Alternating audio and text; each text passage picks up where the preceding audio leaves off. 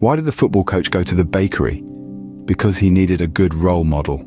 Speaking of roles and models, let's kick off with the origin of football. So where did football start? Well, if we trace the line back, we end up in ancient China, around the 3rd and 2nd centuries BC, with a game called Tzu Chu. This wasn't your Sunday league kickabout, mind you. Tzu Chu involved kicking a leather ball filled with feathers and hair through an opening, measuring only 24 to 30 inches wide, and positioned at the head height of the players. Talk about a challenge. But the Chinese weren't the only ones getting their kicks.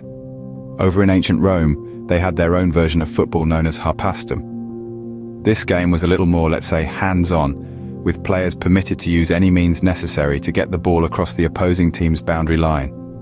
Can you imagine that?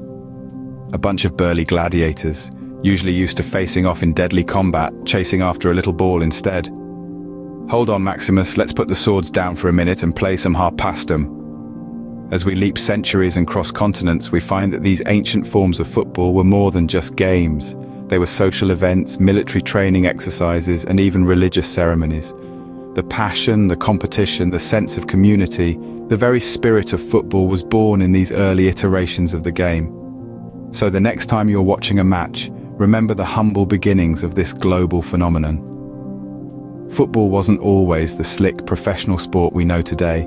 It started as a rough and tumble game played in the streets, the fields, and even the military training grounds of ancient societies. But as we all know, every great story has a beginning. And for football, it began with a simple idea that people, regardless of who they are or where they come from, just love to kick a ball around. From China to Rome, it seems like everyone wanted to kick something. But the game was just getting started. Scene script. Enter the Middle Ages, where football was less FIFA World Cup and more Game of Thrones. Picture this. It's a brisk day in medieval England. Two throngs of villagers from neighbouring towns are ready to face off in what can only loosely be called a football match. The ball, a pig's bladder, the field, everything between the two villages, including rivers, fields, and the occasional castle. The rules? Well, they were as clear as a foggy London morning. This wasn't your Sunday league match. No, this was a full-blown community affair, a chaotic spectacle where two teams, often numbering in the hundreds, tried to get the ball into the opposing village's goal. And when I say goal, I mean a notable spot like a church porch or town gate. Now you might be thinking, but what about fouls, offsides? Remember, I did say the rules were about as clear as pea soup. Essentially, anything short of manslaughter was fair game. It was a rough and tumble, no-holds-barred sort of sport. Think of it as the medieval equivalent of the Wild West, but with more mud and less cowboy hats. It was all fun and games until someone lost an eye, literally. The game was so violent that it was commonly referred to as a mob game. In fact, it got so out of hand that kings and queens of the time regularly tried to ban the game. King Edward II, for example, issued a decree in the early 14th century prohibiting this great noise in the city caused by hustling over large balls. Despite the bans and the brutality, the game survived, evolving and adapting over the centuries. It was a far cry from the sleek professional sport we know today, but it was football nonetheless. So, from chaotic mob game to banned activity, football was having a rough start. But things were about to change. In the 19th century, somebody finally said, maybe we should write down some rules, and thus, modern football was born. Now imagine this. You're in the mid-19th century, a time when the idea of having rules for a game was as outlandish as a horse riding a bicycle. Football was a free-for-all, a chaotic jumble of kicking, running, and well, more kicking. Then someone had a light bulb moment. They thought, hey, wouldn't it be nice if we knew what we were actually supposed to do? Enter the Cambridge Rules, the grandfather of modern football. Established in 1848, they were the first attempt to standardize the game. They were like the 10 Commandments of football, if Moses had been a sports enthusiast. The rules brought some semblance of order to the pandemonium, but it was just the beginning. Fast forward to 1863. Picture this. A group of gentlemen gathering in a tavern, huddled over ale and heated discussions. No, they weren't plotting a revolution. They were forming the Football Association in England, the first governing body for the sport. It's like they finally realized that maybe the game would be easier if they weren't all just running around like headless chickens.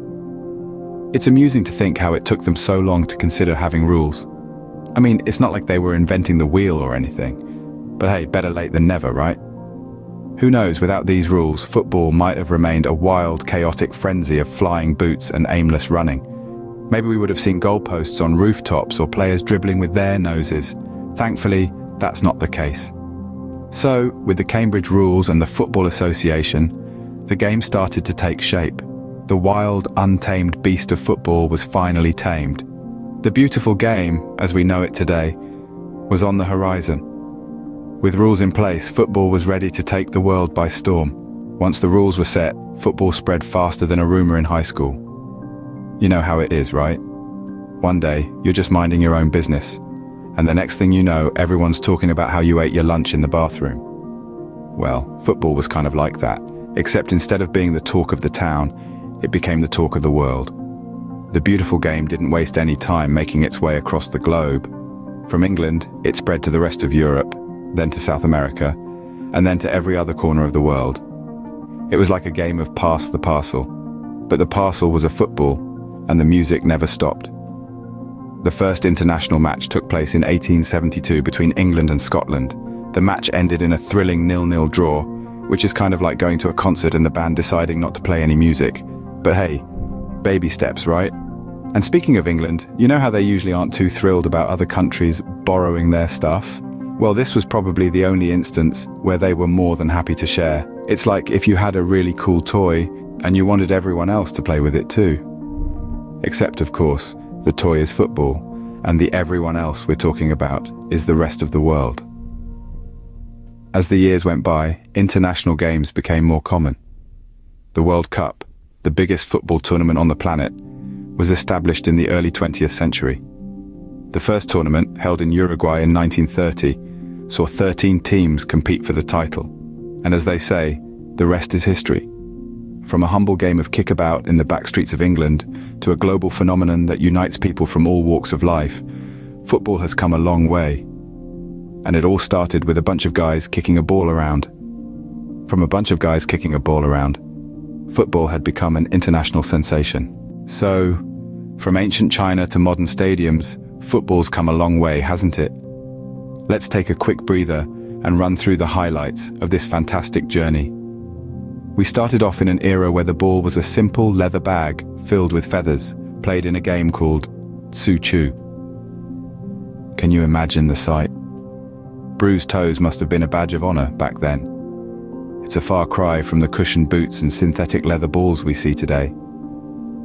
I can picture those ancient players' faces if they were to catch a glimpse of a modern football match.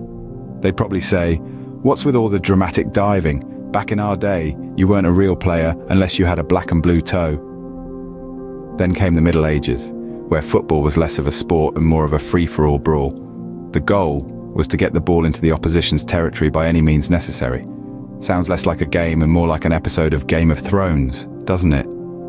I'm sure our medieval friends would be flabbergasted to see their rough and tumble game turned into a skill-based sport with actual rules.